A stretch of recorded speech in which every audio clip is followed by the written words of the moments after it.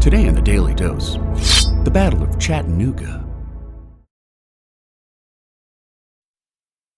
Following the Confederates' victory at Chickamauga in September of 1863, the Union Army retreated to Chattanooga, Tennessee, to take advantage of railheads critical to the resupply of the Union Army.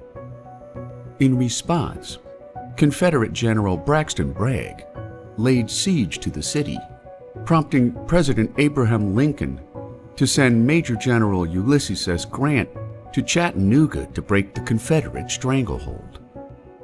Beginning on November 23, 1863, Grant sent General George H. Thomas, known as the Rock of Chickamauga, after he stood his ground during the battle of that same name, to test the strength of the Confederate center, resulting in an unexpected and resounding Union victory when rebel forces at Orchard Knob were forced to retreat up Missionary Ridge. The following day, Union Major General Joseph Hooker captured Lookout Mountain, which soon became known as the Battle Above the Clouds, before advancing on Missionary Ridge in a three-pronged offensive, which was marred by costly miscommunication errors on both sides of the conflict, while Confederate losses were further exacerbated by improper trench placements, leading to friendly fire casualties when Confederate soldiers retreated through the main line of fire. On November 25th, Grant ordered Thomas to attack the Confederate center at Missionary Ridge, and as the rebels retreated up the hill, Hooker's forces advanced from the north, leading to an overwhelming rout of the Confederate Army. The three-day running battle led to 5,824 Union casualties, including 753 killed, 4,722 wounded, and 349 missing, while the Confederates suffered an estimated 6,000 to 8,000 combined casualties, far less costly to both sides than the recent Battle of Chickamauga, but egregious nonetheless.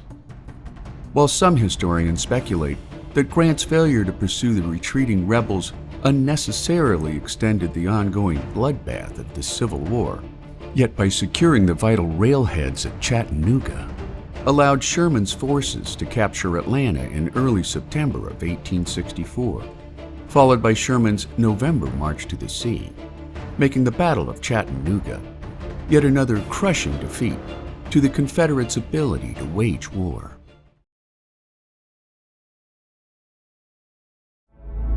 The Battle of Fort Pillow. An important part of the Confederates' defense and control of the Mississippi River, Tennessee's Fort Pillow, some 40 miles north of Memphis, would fall to Union forces in the summer of 1862. Less than 2 years later, in March of 1864, Confederate Major General Nathan Bedford Forrest launched a series of cavalry raids in western Tennessee and Kentucky with the intent of disrupting Union supply lines while capturing Union soldiers. On the morning of April 12, 1864, Forrest led some 1,500 to 2,500 Confederate soldiers in an attack on Fort Pillow, which was defended by a comparatively meager 600-man garrison of Union soldiers, half of them African Americans, fighting with the 54th Massachusetts. The fort was quickly surrounded, and when Union commanding officer Major Lionel Booth was killed by a Confederate sniper, second-in-command Major William Bradford took control of the Union defense. And when Forrest grew impatient by 3:30 that afternoon, he demanded that Northern troops surrender at once. Instead, Bradford proposed a 1-hour ceasefire in hopes that his call for reinforcements would arrive in time.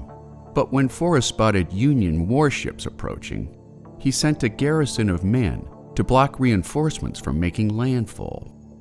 Hopelessly outnumbered, Bradford fled the field, while most of his Union troops surrendered with the hope of fair treatment as POWs under the Lieber Code, which was first issued by President Abraham Lincoln on April 24, 1863. Instead, Some 300 Union soldiers, nearly all of them African American, were gunned down by Confederate forces who refused to treat African American soldiers as POWs. The massacre would later outrage Northern politicians and military leaders, resulting in the Union's refusal to engage in prisoner exchanges after the slaughter at Fort Pillow. A federal investigation would soon follow, concluding that African American soldiers were unjustly executed upon their surrender, although Forrest maintained that he and his men had simply fought their way into the fort after Union soldiers refused to surrender, making the Battle of Fort Pillow an ongoing stain in the long history of Southern racial injustice against African Americans.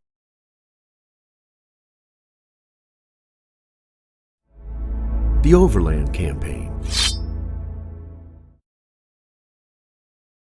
Despite calls for Ulysses S. Grant's removal as Union commander following his poor performance at the 1862 Battle of Shiloh, as the Civil War approached its fourth bloody year, President Abraham Lincoln promoted Grant to lieutenant general, a rank not given to a wartime commander since George Washington. In response, Grant engaged a massive three-prong offensive, now known as the Overland Campaign, intended to crush Robert E. Lee's Confederate Army while capturing the rebel capital at Richmond before sweeping farther south toward Atlanta. Outnumbering Confederate forces nearly 2-1, on May 5, 1864, the opposing armies came together during the two-day Battle of the Wilderness, fought near Locust Grove, Virginia. Amidst a densely forested landscape, soldiers on both sides fired blindly through thick vegetation and choking dense smoke, igniting fires in the tinder-dry woods that roasted hundreds of trapped and wounded soldiers. Ending in a tactical draw, the two-day battle witnessed 18,000 casualties for the Union Army and 11,000 for the Confederates, reducing Grant to tears as he sat alone in his tent. Grant quickly regained his determination, however, telling a reporter that if you see the president, tell him from me that whatever happens, there will be no turning back. On the morning of May 8th, mere hours after the Battle of the Wilderness, advancing Union forces met the rebels yet again at the crossroads town of Spotsylvania Courthouse, where the Confederates had dug an inverted U-shaped line of trenches, which led to a bloody four-day standoff. The Battle of Spotsylvania Courthouse came to a head on May the 12th, when Grant commanded General Winfield Scott Hancock to pierce the rebels' battle line with a 20,000-man offensive, setting off 20 hours of hand-to-hand combat during a driving rainstorm. Protracted battles continued for the next 2 weeks, costing the Union Army another 18,000 casualties, before Grant skirted Confederate forces in his push toward Richmond. Sporadic fighting continued at North Anna and Totopotomoy Creek before the Union Army suffered a lopsided defeat at the Battle of Cold Harbor, some 10 miles northeast of the Confederate capital, at a cost of an additional 7,000 Union casualties. Grant's 6 weeks overland campaign ended on June 12th, when Union forces crossed the James River at Petersburg, laying siege to the Confederate city for the next 9 months to come. During Grant's offensive into the South, both sides witnessed numbing casualties, some 55,000 dead, missing, or wounded for the Union Army, while the Confederacy witnessed 33,000 combined casualties. Despite staggering losses, Grant received a telegram from his commander-in-chief, stating simply that, "I begin to see it. You will succeed. God bless you all," Lincoln wrote, making Grant's overland campaign a costly yet decisive turning point in the American Civil War.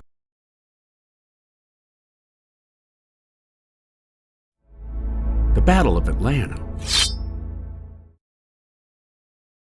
Confident that the Confederate Army would lose a war of attrition, in the spring of 1864, U.S. Army Commander Lieutenant General Ulysses S. Grant ordered 5 simultaneous offensives into the South, intended to break already weakened Confederate forces along their protracted frontier. Grant assigned his friend Major General William T. Sherman to command the 5th Advance against General Joseph E. Johnston's Atlanta-based Confederate Army, in defense of the South's largest industrial, logistical, and administrative center outside of Richmond.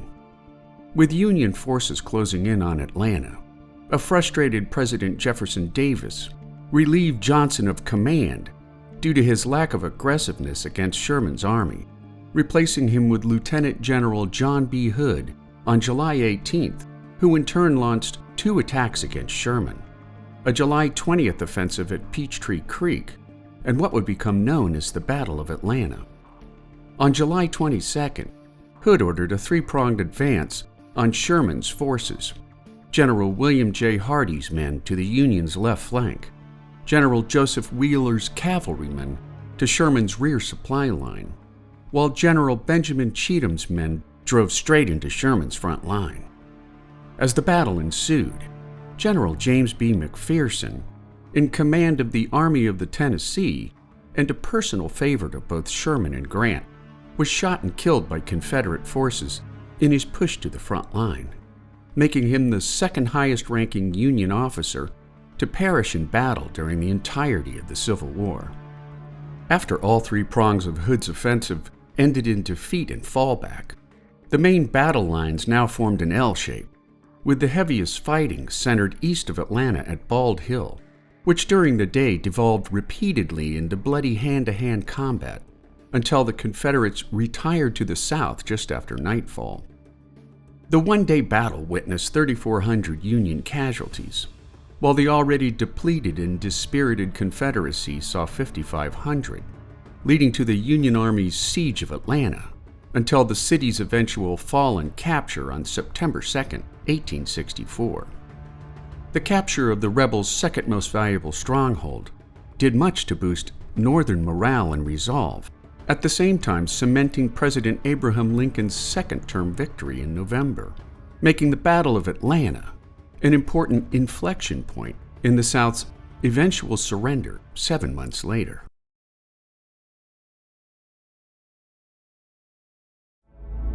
The Union Army propels Lincoln to his second term.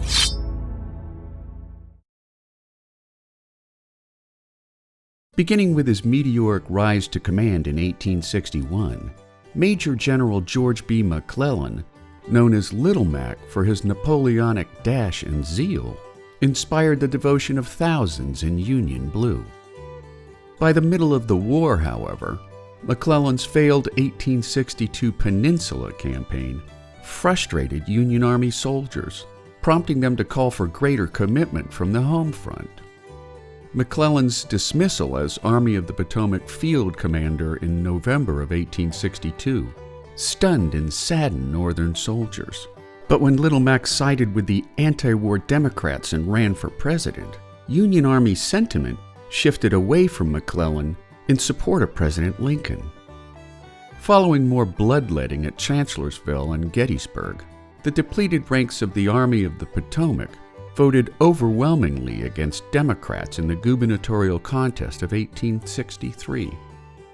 Demobilized enlisted men and junior officers from the Union Army injected themselves into the North's major cities, forming social clubs in solidarity with like-minded veterans, toasting the prospect of victory and marching in pro-war parades to sway the hearts of fence-sitters.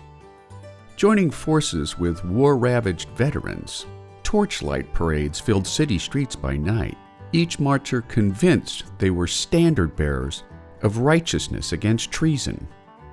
Such partisan angst meant the parades and rallies were not always peaceful, such as the Democratic Torchlight Parade of October 29, 1864, when a band of anti-war Democrats stormed a Republican club, setting off a full-scale brawl in the streets. In the end, the Union soldier vote convincingly propelled Lincoln to a second term in office, effectively cementing victory and reunification with the rebel South firmly into the annals of American history. Approximately 155,600 soldiers cast votes In the 1864 presidential election, 33,700 for McClellan compared to 116,800 votes for Lincoln, while the Union Army as a whole reported 80% voter participation. Even more compelling, every state but one gave Lincoln a solid majority of its combined Union Army votes. In fact, soldiers from most states gave the Union ticket at least a 20% higher turnout than their civilian counterparts at home, shining a light on the power of the Union Army, both on and off the field of battle.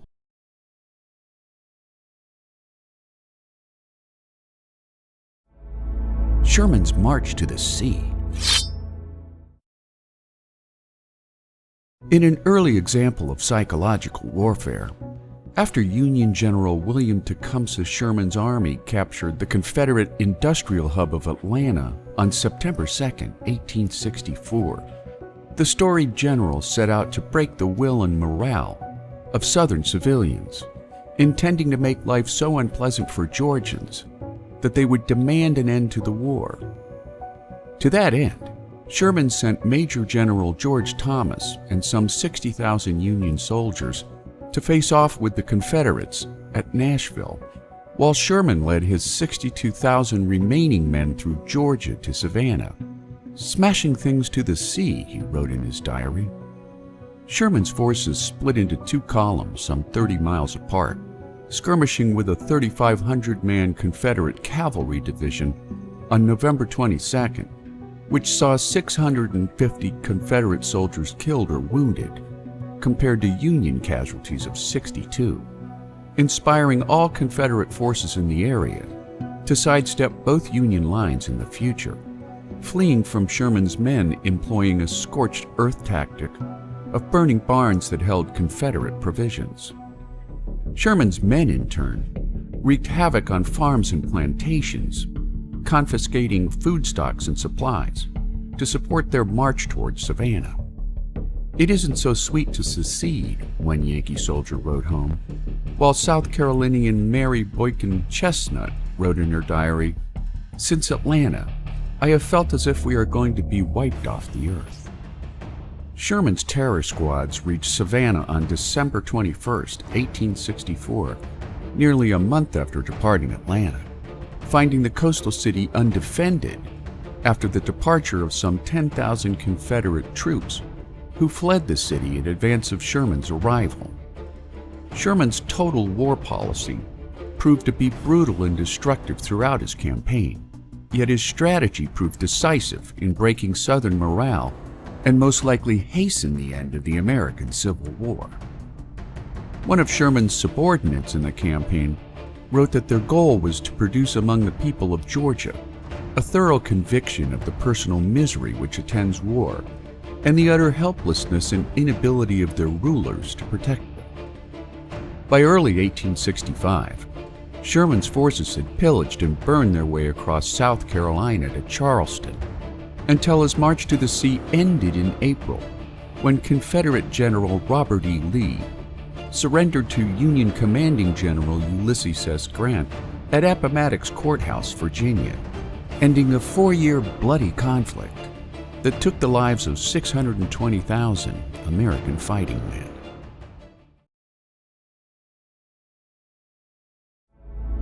The 13th Amendment.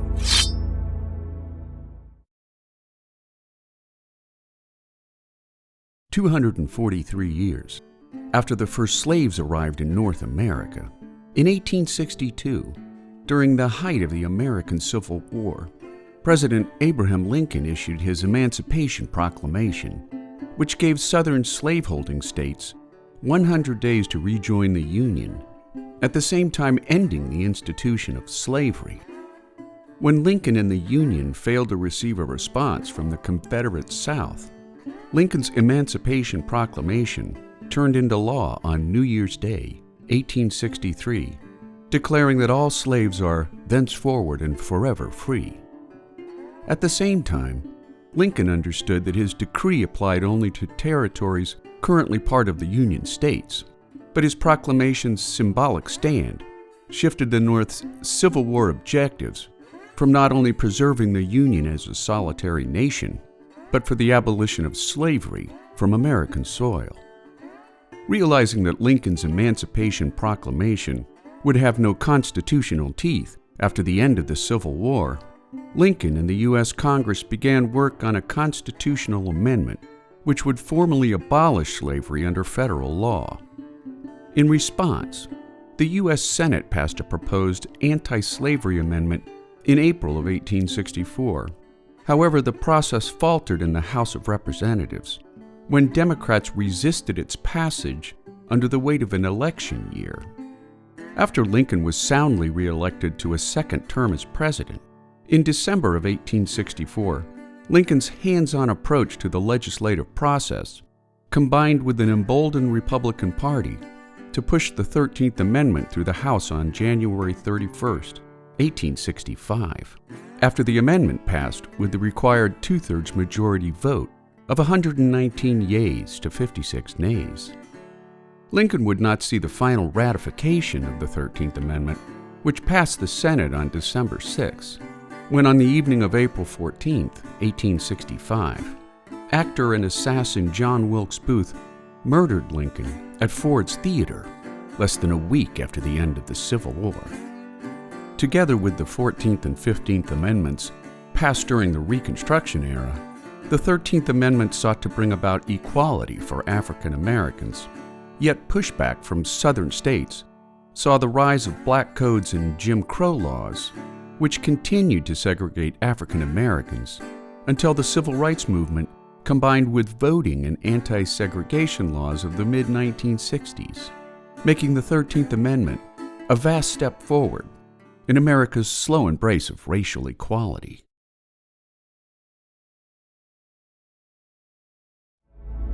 A drunk future president. After more than 4 bloody years of civil war, a harrowing event that ultimately took the lives of some 650 to 750,000 Americans, Abraham Lincoln considered his re-election chances to be razor slim at best, at the same time facing heavy pressure from war-weary Republican leaders to drop his insistence on ending slavery for the South's surrender and reunification. Instead, he stuck to his moral guns in the name of racial equality for all Americans, a bold move which he felt would cost him the election, yet a morally grounded decision that let the worry-frazzled president sleep at night. On Election Day, Lincoln proved victorious over General George B. McClellan, thanks in no small part to a strong showing from the Union Army. On the evening of March 3, 1865, the night before Lincoln's second inauguration, visitors to Washington picked their way through the mud-clogged streets of the district, dodging rainstorms and mist in their oftentimes futile search for lodging. For his part, soon-to-be Vice President Andrew Johnson drank heavily through the storm, leaving him badly hungover the next morning for his planned inauguration at the U.S. Capitol. Meeting up in Hannibal Hamlin's office, Johnson asked the outgoing VP for some hair of the dog, and when Hamlin produced a bottle of whiskey, Johnson threw back 3 straight glasses of throat-burning rye. After walking arm in arm into the Senate chamber with Hamlin, senators and spectators alike quickly noted that Johnson was, as one person noted, in a state of manifest intoxication, delivering such a disastrous speech that prompted Hamlin to whisper with a nudge from behind, "Johnson, stop." Journalist Noah Brooks reported that Johnson kept on, though the President of the United States sat before him patiently waiting for his tirade to be over. As Johnson took the oath of office, he held up the Bible and called out, "I kiss this book in the face of my nation," prompting Attorney General James Speed to remark that all this is in wretched bad taste. The man is certainly deranged. After Lincoln's tragic assassination on April 14, 1865, just 5 days after the end of the Civil War, Johnson was sworn in as President of the United States, no doubt drinking his way through the weighty job of Commander-in-Chief.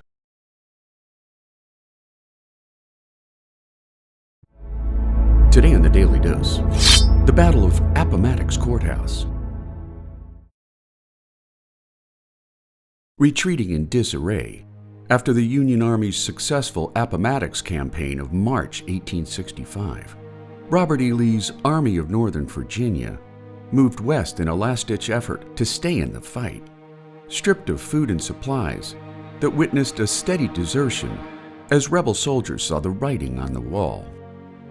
After nearly 6,000 Confederate troops were taken prisoner by a Union cavalry offensive led by General Philip Sheridan, by April 8th, the remaining rebel holdouts found themselves nearly surrounded by Union positions.